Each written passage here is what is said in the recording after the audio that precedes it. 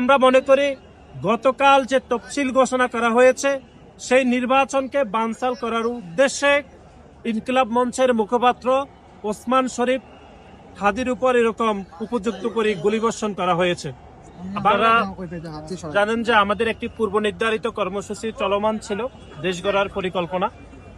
সেই কর্মসূচি চলমান রেখেই আমরা বাংলাদেশ জাতীয়তাবাদী ছাত্রদল, কেন্দ্রীয় সংসদ এবং ঢাকা বিশ্ববিদ্যালয় আমরা ইনকিলাব মঞ্চের মুখপাত্র ওসমান শরীফ হাদিকে আমরা দেখতে এসেছি।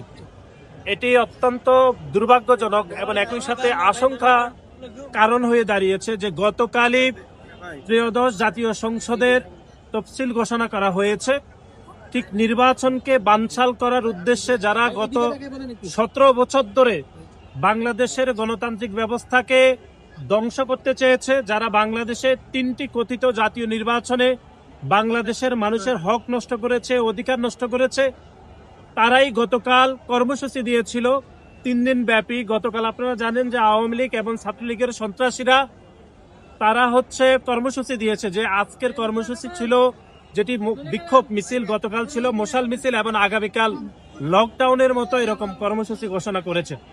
সুতরাং আমরা মনে করি গতকাল যে তফসিল ঘোষণা করা হয়েছে সেই নির্বাচনকে বানচাল করার উদ্দেশ্যে ইনকিলাব মঞ্চের মুখপাত্র ওসমান শরীফ হাদির উপর এরকম উপযুক্ত করে গুলিবর্ষণ করা হয়েছে।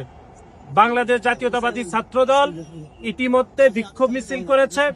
আমরা যারা গুলিবর্ষণকারী, যারা সন্ত্রাসী, তাদেরকে যেন অতি দ্রুত সময়ের মধ্যে এই অন্তর্বর্তীকালীন সরকার গ্রেপ্তার করে সে দাবি জানাচ্ছি।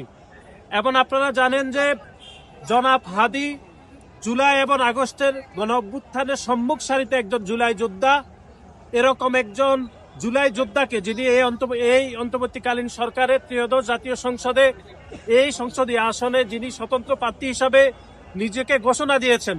সুতরাং আমরা মনে করি আওয়ামী লীগ সন্ত্রাসীরা হয়তোবা এই তফসিল ঘোষণাকে কেন্দ্র করে তার উপর হামলা করতে পারে। তারপরও আমরা মনে করি এই অন্তর্বর্তীকালীন সরকার পুরো ঘটনা তদন্ত করে প্রকৃত খুনিদের যেন গ্রেপ্তার করে সে দাবি বাংলাদেশ জাতীয়তাবাদী ছাত্রদল জানাচ্ছে।